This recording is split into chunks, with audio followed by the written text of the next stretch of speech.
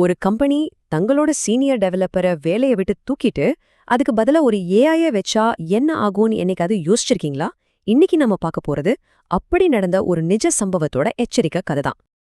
எல்லாம் ஆரம்பிச்சது இந்த ஒரு மெசேஜ்ல இருந்து தான். கம்பெனியோட சிஎஃப்ஓ அவரை ஏஐ வச்சு மாத்திட்டா என்ன, ChatGPT என்டர்பிரைஸ்க்கு மாசம் $60 தானே ஆகுதுன்னு கேட்டாரு. யோசிச்சு பாருங்க, வருஷத்துக்கு $1,80,000 சம்பளம் வாங்குற ஒரு எக்ஸ்பீரியன்ஸ்ட் இன்ஜினியர் அவருக்கு பதிலா மாசம் வெறும் $60 ஒரு ஏஐ. கேக்குறதுக்கு ரொம்ப ஸ்மார்ட்டான பிசினஸ் மூவ் மாதிரி இருக்குல்ல?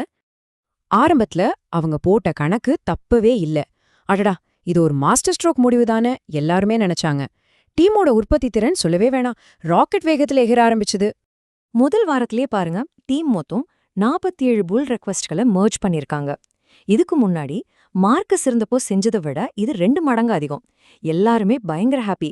அட, இதுல என்ன தப்பா போயிட போகுது இல்லையா?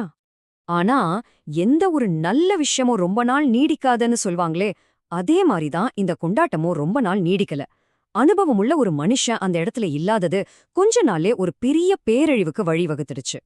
வெறும் 3 வாரம்தான் அதுக்குள்ள மொத்தமும் தலைகீழா மாறிடுச்சு. சின்ன சின்ன சிஸ்டம் கோளாறுகள் ஆரம்பிச்சு ஒட்டுமொத்த ஆபரேஷனுமே நொறுங்கி போச்சு. உதாரணத்துக்கு, அவங்களோட ஆத்தென்டிகேஷன் சர்வீஸ் டவுன் ஆனப்போ ChatGPT ஒரு ஃபிக்ஸ் சொல்லுச்சு, கனெக்ஷன் பூல 500 ஆக்குங்கன்னு. ஆனா உண்மையில அந்த சிஸ்டத்தால 250 கனெக்ஷன் தான் தாங்க முடியும். இந்த அடிப்படை விஷயம் தெரியாததால ஏஐ கொடுத்த ஆலோசனையால முழு ரெடிஸ் கிளஸ்டருமே கிராஷ் ஆகிடுச்சு. இதுவே மார்க்கஸ் மாதிரி ஒரு சீனியர் டெவலப்பர் இருந்திருந்தா, ஒரு நிமிஷம் நம்ம சிஸ்டம் லிமிட் அவ்வளோ இல்லையேன்னு ஒரு செகண்ட்ல கண்டுபிடிச்சிருப்பார். பிரச்சனை அதோட நிக்கல. அடுத்து ஒரு ஜூனியர் டெவலப்பர் ஏஐ ஜெனரேட் பண்ண ஒரு டேட்டாபேஸ் query-ய யூஸ் பண்ணியிருக்காரு. அந்த கோட் பார்க்கறதுக்கு கரெக்டா தான் இருந்துச்சு. ஆனா ஒரு ப்ரொடக்ஷன் சூழல்ல கோடிக்கணக்கான டேட்டா இருக்குங்கிற அடிப்படை புரிதல் அந்த ஏஐக்கு இல்ல. விளைவு, யூசர் டேஷ்போர்ட் மொத்தமா முடங்கி போச்சு. டெக்னிக்கல் பிரச்சனைகள் ஒரு பக்கம்னா, அதைவிட பெரிய சேதம் அந்த டீமுக்கும் கம்பெனியோட எதிர்காலத்துக்கு தான் ஏற்பட்டுச்சு. 3வது வாரத்துல ராஜினாமா கடிதங்கள் குவிய ஆரம்பிச்சது. டீம்ல இருந்த 8 இன்ஜினியர்கள்ல 6 பேர் வேலையை விட்டு நின்னுட்டாங்க. அவங்க சொன்ன காரணங்களை கேட்டு பாருங்க. ஒருத்தர் சொன்னாரு, மார்க்கஸ் இருந்த வரைக்கும் ஒரு தைரியம் இருந்துச்சு, இப்போ நான் ஏதாவது தப்பு பண்ணா மொத்த படியும் என் மேலதான் விழுதுன்னு. இன்னொருத்தர், ஏஐ எனக்கு பதில் சொல்லுது, ஆனா அது எனக்கு கத்து தரல, நான் புதுசா எதையும் கத்துக்கிற மாதிரி இல்லைன்னு சொன்னாரு. இதுதான் ரொம்ப முக்கியம். ஏஐக்கு நம்ம கம்பெனிய பத்தின பழைய அனுபவமோ அறிவோ கிடையாது. நாம செஞ்ச தப்பே திரும்ப திரும்ப செய்ய போறோம்னு அவங்க கவலைப்பட்டாங்க. இதுதான் அந்த கம்பெனி செஞ்ச மிகப்பெரிய தப்பு. இன்ஜினியரிங்னா வெறும் கோட் அடிக்கிறதுன்னு நினைச்சிட்டாங்க. ஆனா அது மட்டும் இல்லையே, மத்தவங்களுக்கு வழிகாட்டுறது, அனுபவத்தை வச்சு சரியான முடிவெடுக்கிறது, பழைய தவறுகள்ல இருந்து கத்துக்கிட்ட பாடம்னு எவ்வளவோ விஷயங்கள் இருக்கு.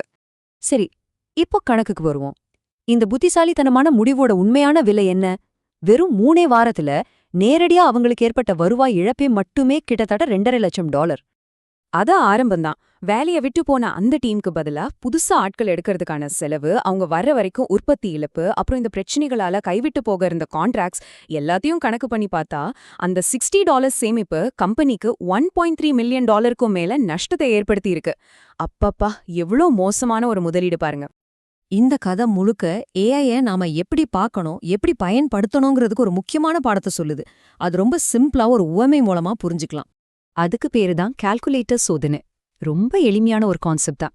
ஒரு கருவி, அது இல்லாமலேயே உங்களுக்கு அடிப்படை தெரிஞ்சா மட்டும்தான் அது உங்களுக்கு உதவியா இருக்கும். அப்படி இல்லைன்னா அது ஒரு கருவி கிடையாது, அது உங்க திறமைகளை கொஞ்சம் கொஞ்சமா மழுங்கடிக்கிற ஒரு ஊன்றுகோல். யோசிச்சு பாருங்க, ஒரு சின்ன குழந்தைகிட்ட கால்குலேட்டரை கொடுத்துட்டு கணக்கு போட சொல்லலாம். அதுக்கு நீள்வகுத்தல் தெரியாமலே சரியான விடைய சொல்லும். ஆனா அந்த அடிப்படை பயிற்சி இல்லாததால பெருக்கல், வகுத்தல் மாதிரியான அடுத்த கட்ட விஷயங்களை புரிஞ்சுக்கிறது ரொம்ப கஷ்டமாயிடும் இல்லையா? அப்போ ஏஐய யூஸ் பண்ணவே கூடாதான்னு கேட்டா அப்படி இல்ல. மெசேஜ் என்னன்னா, ஏஐய மொத்தமா தவிர்க்கணும்னு இல்ல, அத ரொம்ப புத்திசாலித்தனமா பயன்படுத்தணும். உங்க திறமைகளை கூர்மையாக்க ஒரு கருவியா யூஸ் பண்ணுங்க. உங்க பலவீனத்தை மறைக்கிற ஒரு ஊன்றுகோலா மாத்திடாதீங்க. சரி, நீங்க ஏஐய ஒரு ஊன்றுகோல் மாதிரி ரொம்ப அதிகமா சார்ந்திருக்கீங்களான்னு எப்படி தெரிஞ்சுக்கிறது? உங்களுக்கு நீங்களே சில கேள்விகளை கேட்டு பாருங்க. ஏதாவது எரர் வந்தா உடனே அதை காப்பி பண்ணி சாட்பாட்ல பேஸ்ட் பண்றதா உங்க வேலையா இருக்கா? நீங்க டெலிவர் பண்ண ஒரு ஃபீச்சரோட லாஜிக்க உங்களால சரியா விளக்க முடியாதையா? ஏஐ இல்லாம தனியா கோட் பண்ண உட்கார்ந்தா ஒரு மாதிரி பதட்டமா உணர்றீங்களா? இதெல்லாம் உங்களுக்கு பொருந்துச்சுன்னா நீங்க கொஞ்சம் உஷாராக வேண்டிய நேரம் இது. ஒருவேளை அந்த அறிகுறிகள் உங்களுக்கு இருக்குன்னு தோணுச்சுன்னா கவலைப்படாதீங்க. ஏஐ உங்க பலவீனமா மாறாம உங்க பலமா இருக்கணும்னா இந்த 4 பழக்கங்களை ஃபாலோ பண்ணி பாருங்க. 1. ஏஐ உருவாக்குற ஒவ்வொரு லைன் கோடையும் படிங்க. 2. மாசத்துக்கு ஒரு முறையாவது ஏஐ உதவியே இல்லாம சின்னதா ஏதாவது ஒண்ணு நீங்களே உருவாக்குங்க. 3. உங்க ப்ராஜெக்டோட ஆர்க்கிடெக்சர் முடிவுகளை நீங்க எடுக்க ஏஐ கிட்ட ஒப்படைக்காதீங்க. கடைசியா 4வது, ஏஐ எழுதின கோட நீங்களே உங்களுக்கு சத்தமா விளக்கி சொல்லுங்க. இது ரொம்ப சிம்பிளான ஆனா பவர்ஃபுல்லான டெக்னிக். கடைசில உங்க முன்னாடி 2 ஆப்ஷன் தான் இருக்கு. 1. ஏஐ உங்க சீனியர் என்ஜினியர்களுக்கு சூப்பர் பவர் கொடுத்து அவங்கள இன்னும் திறமையானவங்களா மாத்தும். இல்லனா அது அவங்கள வேலையை விட்டு தூக்கி உங்க ஸ்டார்ட் அப்பையே காலி பண்ணிடும். Choice is yours. இது நம்மள கடைசி ஆனா ரொம்ப ரொம்ப முக்கியமான ஒரு கேள்விக்கு கொண்டு வருது. உங்க கம்பெனில இருக்கிற சீனியர் என்ஜினியர் செய்யற எந்த வேலைய ஏஐயால செய்ய முடியாது. யோசிங்க, உங்க பதில் வெறும் கோட் எழுதுறது மட்டும்தான்னா ஒருவேளை நீங்க நினைக்கிறத விட பெரிய ஆபத்துல இருக்கலாம். ஏன்னா நாம இப்போ பார்த்த மாதிரி அந்த ஒரு சின்ன தப்புக்கு நீங்க கொடுக்க போற வேலை மாசம் $60 இல்ல, அதுக்கும் மேல பல மடங்கு அதிகமா இருக்கும்.